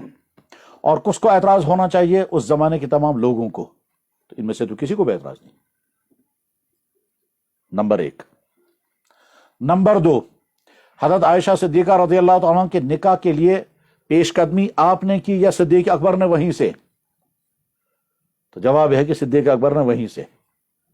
اور صدیق اکبر نے وہیں سے پیشکش کی تو آپ اعتراض باپ کا کریں گے یا شوہر پر؟ اور اگر یہ قابل اعتراض چیز تھے تو بیٹی نے اپنے باپ سے کہا کہ جناب میرا نکاح کیوں ان کے ساتھ کیوں کر رہے ہیں؟ انہوں نے نہیں کیا. یہاں تک تو آسان مسئلہ ہے. اس کے بعد آگے دیکھیں. اللہ کا منصوبہ یہ تھا، اللہ کی مشیت یہ تھی، اور آپ کی لینگویج میں ہم کہیں گے اللہ کی پلاننگ یہ ہے کہ نبی کے گھر میں ایک ایسی خاتون آنی چاہیے جو خاتون آپ کی پرائیویٹ لائف کو سب سے زیادہ ریکارڈ کرنے والی ہو، آپ کی پرائیویٹ زندگی کو سب سے زیادہ ریکارڈ کرنے والی ہو. اور یہ خاتون بہت دن تک زندہ رہنی چاہیے تاکہ زیادہ زیادہ انسانوں کو بتا سکے کہ نبی کی پرائیویٹ زندگی کیسی تھی. اور یہ خاتون ایسی ہونی چاہیے کہ جس پر اولاد کا لوڈ نہیں آنا چاہیے، کیونکہ عورت پر جب اولاد کا بوجھ بڑھ جاتا ہے اس کی ساری سرگرمیاں ختم ہو جاتی ہیں. اور یہ خاتون ایسی ہونی چاہیے کہ جب نبی پر مشکل ترین وقت آئے گا اور وہ ہے دنیا سے جانے کا وقت، تو یہ عورت بے قابو نہیں ہونی چاہیے، کیونکہ اس وقت ایک ایک چیز یاد رکھنی ہے. اس غرض کے لیے نبی کے گھر میں خاتون کو لانا ہے. خاص طور پر جب نبی دنیا سے رخصت ہو رہے ہوں گے تو بیماری کے تمام دنوں کی ساری ہسٹری وہ یاد رکھے. نبی نے کیا بولا وہ یاد رکھے، نبی نے کب کیا وہ یاد رکھے، اور جس وقت نبی دنیا سے رخصت ہو رہے ہوں تو وہ نبی کے قریب سے قریب تر رہے تاکہ آپ کی کوئی چیز چھپی بھی نہ ہو. اس غرض کے لیے اللہ نے وہیں سے منصوبہ بنا کر کہا عائشہ کے ساتھ آپ نکاح کریں. اس کے پیچھے وہ جذبہ تھا ہی نہیں جو جذبہ عام طور پر نکاح کرنے میں ہوا کرتا ہے. کیا ہے صاحب؟ جوان آدمی نکاح کرتا ہے جوان خاتون کے ساتھ، اس کی پرائیویٹ ضرورتیں پوری ہو جائیں گی.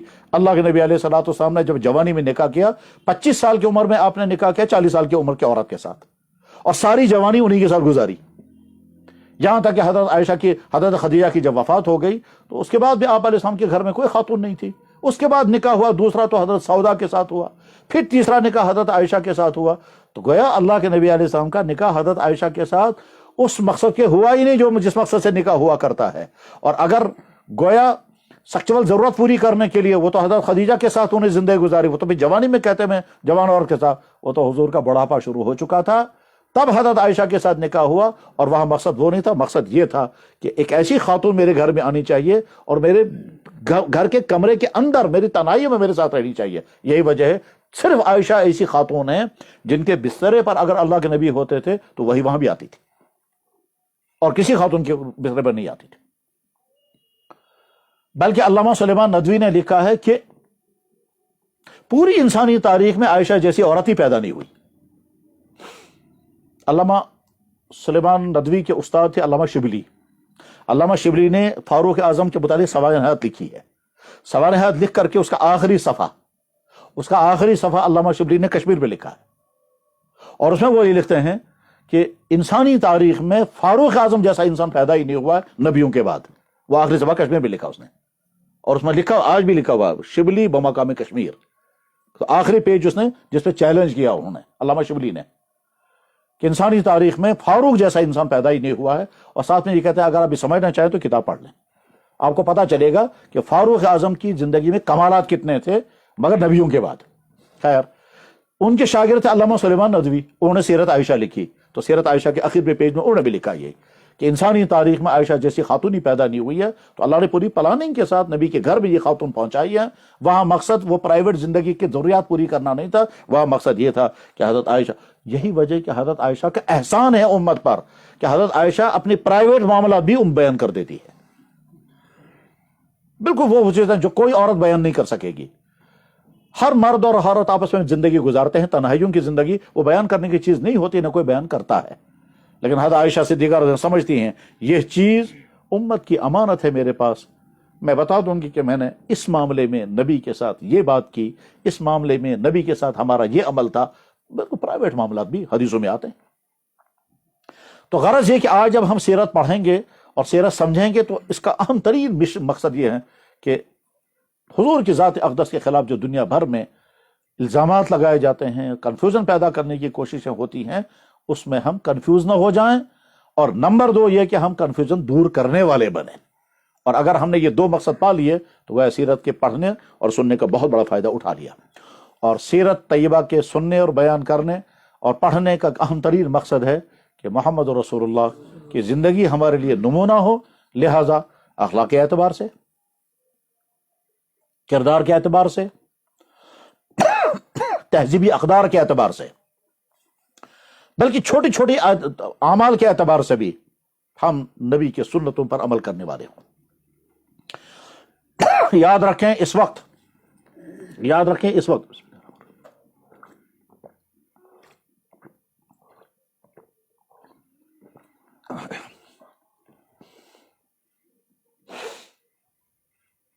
جس طرح سے سیرت طیبہ بیان کرنے کی ضرورت ہے، اتنی ہی بلکہ اس سے زیادہ ضرورت اس کی ہے کہ سیرت طیبہ پر عمل کرنے کے لیے عملاً ہم سامنے آئیں۔ ہماری عملی زندگی لوگوں کے لیے دعوت بنے گی کہ سیرت کی زندگی یہ ہوتی ہے، اس میں کردار، اس میں اخلاق، اس میں اٹھنا بیٹھنا، ساری چیزیں آئیں گی۔ لیکن یہ تب ہوگا کہ جب ہم اس سیرت کو اپنائیں۔ اگر میں اس کو تھوڑا واضح کرنا چاہوں گا تو میں یوں کہہ سکتا ہوں، ایک جوان کو اپنی زندگی گزارنی ہے، اور ہر زمانے میں اور آج کے زمانے میں زیادہ ہی کہ جوانوں پر بہت اٹیک ہے، اور چاروں طرف سے اٹیک ہے۔ ان اٹیکوں کی وجہ سے جوان کے اپنے کردار کو بچانا آسانی بہت مشکل ہے، بلکہ ایسا ہو سکتا ہے کہ یہ جوان مدرسے میں ہے، یہ جوان تبلیغ میں ہے، یہ جوان دینی ماحول میں ہے، اور اس کے باوجود اس کے اندر کچھ ایسی غلطیاں ہیں جن غلطیوں سے وہ اپنے آپ کو نہیں بچا پا رہا ہے، خصوصاً جب کہ میڈیا کا زمانہ ہے، خصوصاً جب کہ فیس بک چلانے کا دور ہے۔ اس دور میں برائیوں سے بچنا آسان نہیں، بہت مشکل ہے۔ آئیڈیل محمد رسول اللہ کی جوانی ہے کہ آپ کے اپنی جوانی میں کوئی داغ نہیں، جانی گویا سیرت آپ سے مطالبہ کرتی ہے کہ آپ اپنے لیے آئیڈیل نہ کسی فلم اسٹار کو بنائیں گے، نہ کسی فٹ بالر کو بنائیں گے، نہ کسی کرکٹر کو بنائیں گے، نہ کسی فیشن ڈیزائنر کو بنائیں گے، نہ کسی ناچنے گانے والے انسان کو بنائیں گے، اور نہ کسی ایسے انسان کو بنائیں گے جس کی ایک رات ایک کے ساتھ گزرتی ہے، دوسری رات دوسری کے ساتھ گزرتی ہے۔ آپ کے لیے بہترین نمونہ اگر ہے تو محمد رسول اللہ۔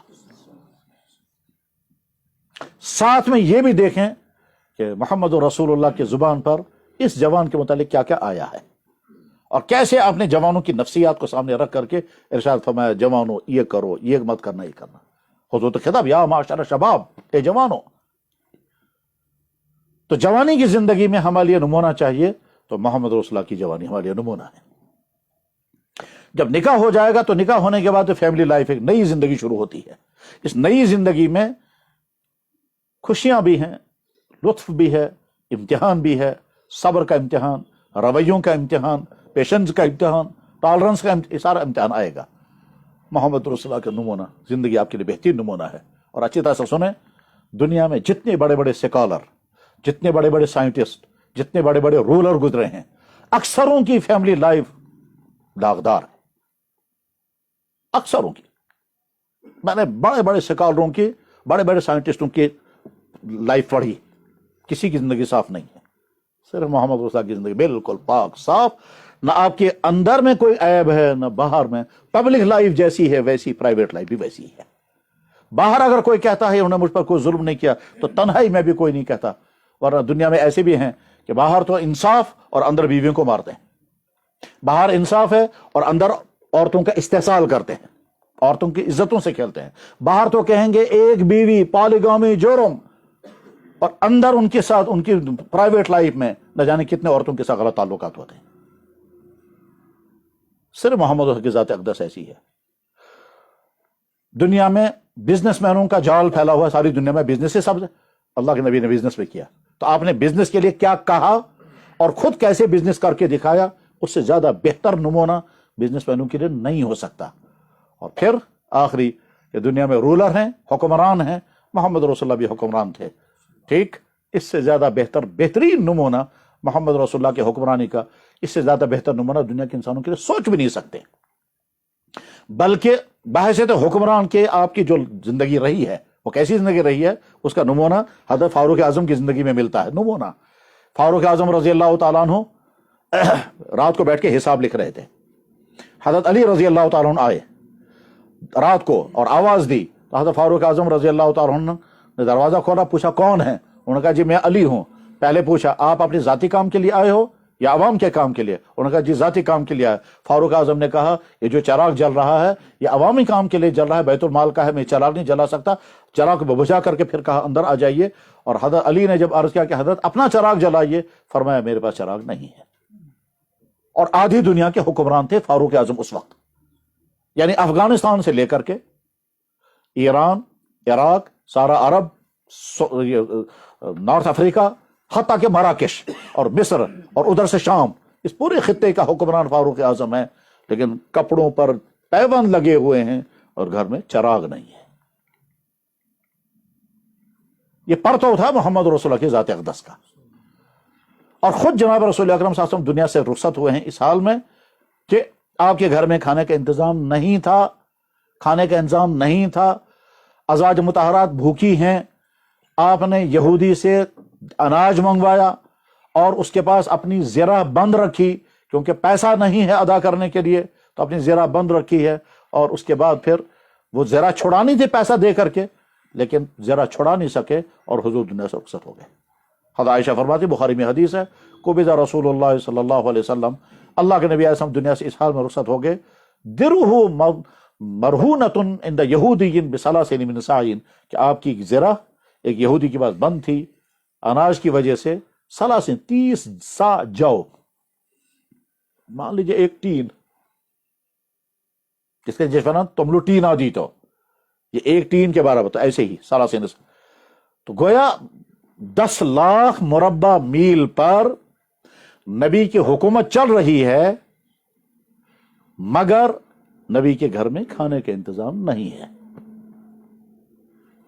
آپ نے زکاتیں وصول کی, اپنی ذات پر, اپنی اہل و عیال پر سب کر حرام کر دی. کل کو کوئی یہ نہیں کہے گا کہ نبی نے پراپرٹی بنائی اور اپنے گھر والوں کو کھلائی. نبوت کے نتیجے میں کون ہے دنیا میں ایسا؟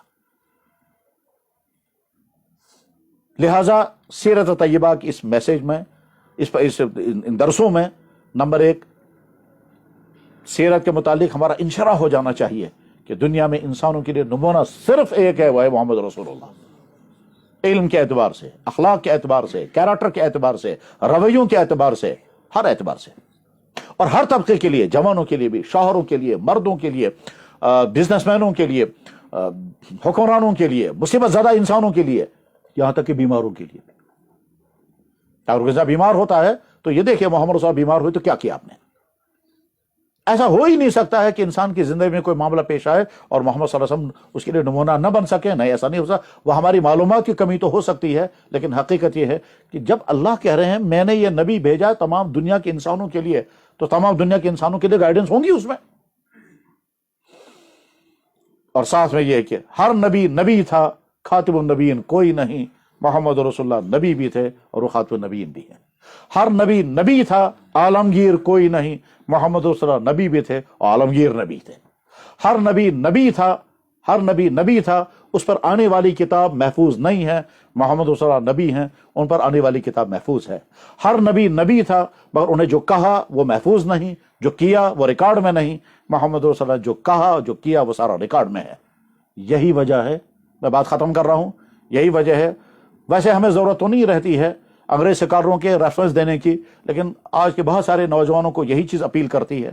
یہی وجہ ہے کہ ایک امریکن سکالر مائیکل ہارٹ کے نام سے, اس نے پوری ہسٹری پڑھی اور ابتدا سے لے کر آج تک انسانوں میں سے چوز کیے اس نے 100 انسان, 100, اور اس کا کتاب کا نام ہی اس نے رکھا 100 بڑے آدمی.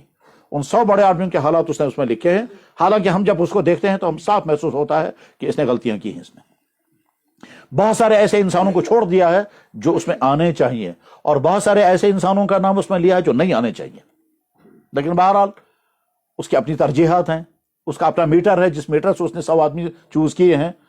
ہمیں ان سے بحث نہیں ہے کہ جب اس نے یہ چوز کیا تو سب سے پہلے کس کا نام اس نے لیا.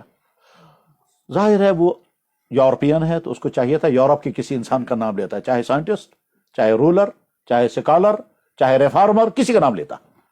چونکہ وہ عیسائی تھا تو اس کو چاہیے تھا کہ حضرت عیسیٰ علیہ السلام کا نام لیتا، مگر نہ کسی یورپین کا نام اس نے لیا، نہ اپنے نبی کا نام لیا. سب سے پہلے اس نام لیا محمد رسول اللہ کا. اور ساتھ میں یہ بھی کہتا ہے میں نے سب سے پہلے اس لیے کہ اس سے زیادہ کامیاب اس کائنات میں کوئی بھی نہیں. اور ساتھ میں کہتا ہے دنیاوی اعتبار سے بھی مکمل کامیاب ہے اور دینی اعتبار سے بھی مکمل کامیاب ہے، پرائیویٹ لائف کے اعتبار سے بھی مکمل کامیاب ہے، اور سوشل لائف کے اعتبار سے بھی مکمل، اس کی رولنگ کی زندگی بھی مکمل ترین کامیاب ہے، اور جنگوں کی زندگی مکمل کامیاب. اس لیے میں نے سب سے پہلے انہی کا نام لیا. دراصل وہ جواب دے رہا ہے ان لوگوں کو جو اعتراض کریں گے کہ تم نے ان کے نام سے کتاب کا آغاز کیوں کیا ہے. بہرحال سیرت کے اس بہترین علمی پروگرام پر میں مبارکباد دیتا ہوں اس نوجوان عالم کو جنہوں نے 40 دن میں یہ سیرت کا بیان آپ کے سامنے کیا. اس کے نتیجے میں آپ سیرت کا مطالعہ کریں اور 3 مقصدوں سے کریں. نمبر 1، نبی کی محبت اور ان کی عظمت پیدا ہو جائے، جتنی ہے اس میں اور بڑھ جائے. نمبر 2، آپ سیرت طیبہ اور ذات رسول اکرم صلی اللہ علیہ وسلم کا جواب دینے والے بنیں. اور نمبر 3، وہ ہمارے لیے بہترین نمونہ ہیں اور وہ نمونہ ہماری عملی زندگی میں آ جانا چاہیے. بس انہی مضامین جو سب میں نے عرض کیے، انہی مضامین کو ادا کرنے کے لیے میں نے آیات پڑھی تھی. ان آیات کا خلاصہ اور اس کے ساتھ ہی کچھ منتشر قسم کی گفتگو آپ کے سامنے آئی. اللہ تعالیٰ شان ہو اس گفتگو میں اگر کوئی کمی اور خامی رہی ہو تو معاف فرمائیں، اور اگر اس میں کوئی مفید پہلو آیا ہو تو خود بولنے والے کے لیے اور سننے والے بھائیوں کے لیے مفید سے مفید تر بنے، مفید سے مفید تر بنے. ایک شاعر گزرے ہیں، انہی کے شعر پر میں اس گفتگو ختم کرتا ہوں. ان کا نام تھا جگر مراد آبادی. وہ ایک زمانے میں بہت زیادہ شرابی تھے اور بڑے فخر کے ساتھ شراب پیا کرتے تھے، فخر کے ساتھ شراب پیا کرتے تھے، اور مشہور تھا ساری دنیا میں کہ شرابی، بلکہ وہ قدم بھی نہیں اٹھاتے تھے جب تک شراب نہیں پیتے تھے، اور کہتے بھی تھے لہرا کے پی گیا اور کیا کیا کر کے پی گیا. اور ایک دفعہ جب ان کو اجمیر بلایا گیا تو اجمیر کے سارے لوگ ڈنڈے لے کے کھڑے ہو گئے کہ ہم اس شرابی کو یہاں نہیں آنے دیں گے. اور ساتھ میں مشاعرہ تھا، نعت کا مشاعرہ، نعت کا مشاعرہ. تو نعت پڑھنے کے لیے شرابی کو لایا جا رہا ہے. اس لیے اجمیر کے لوگ ویسے بھی جذباتی لوگ ہیں اور محبتی قسم کے لوگ ہیں، اس لیے بڑے مشتعل تھے. لیکن منتظمین نے ہوشیاری کے ساتھ جگر مراد آبادی کو چھپا کر کے لایا اور اچانک سٹیج پر بٹھا دیا. اب لوگوں کو پتہ نہیں وہ ہیں. بہرحال اچانک اعلان ہو گیا کہ اب رئیس المتغزلین جگر مراد آبادی آ رہے ہیں سامنے. تو لوگوں نے تالیاں نہیں بجائیں، ڈنڈے اٹھائے اور ہوٹنگ شروع کی. تو جگر مراد آبادی آہستہ آہستہ اٹھے اور اٹھنے کے بعد کہا بھائیو، نفرت آپ مجھ سے تو کر سکتے ہیں لیکن نعت سے تو نہیں کر سکتے. تو میں تو نعت سنا رہا ہوں. اس کے بعد جب اس نے نعت پڑھنی شروع کی ہے، وہ خود بھی روتے رہے اور لوگ بھی روتے رہے. اور اس نعت میں اس نے کہا سلطان مدینہ اے بادخار کی زبان سے اپنی تعریف سن لیں آپ، اے شاہ مدینہ ایک شرابی کی زبان سے آپ سن لیں آپ کا مقام کیا ہے. اسی جگر مراد آبادی ایک شعر ہے کہ ایک رندہ قدا خار اور مدح سلطان مدینہ. اس نے کہا تھا کہ اللہ، مفہوم شعر کا یہ ہے کہ ساری کائنات اندھیروں میں ڈوبی ہوئی تھی، چراغ جلے، ستارے جلے، چاند کی روشنی آئی، مگر کائنات کا اندھیرا دور نہ ہو سکا. اور اس کے بعد پھر ایک آفتاب آ گیا تو ساری کائنات کا اندھیرا دور ہو گیا. آفتاب سے مراد محمد رسول اللہ. لاکھ ستارے ہر طرف، ظلمت شب جہاں جہاں. یعنی چاروں طرف سے انبیاء بھی آئے تھے، اولیاء بھی تھے، ریفارمر بھی تھے، لیکن کائنات کی ظلمت دور نہیں ہو سکی. ایک طلوع آفتاب، دشت و چمن سہر سہر. ایک آفتاب آ گیا تو ساری کائنات جمع آ گئی. قرآن نے بھی محمد رسول اللہ کو آفتاب کہا، آسمان پر چمکنے والے سورج کو بھی سراج کہا، اور زمین پر اٹھنے والے محمد رسول اللہ کی ذات اقدس کو بھی سراج کہا. وہ بھی سراج منیرہ ہے، یہ بھی سراج منیرہ ہے. وآخر دعوانا ان الحمد للہ رب العالمین برحمتک یا ارحم الراحمین.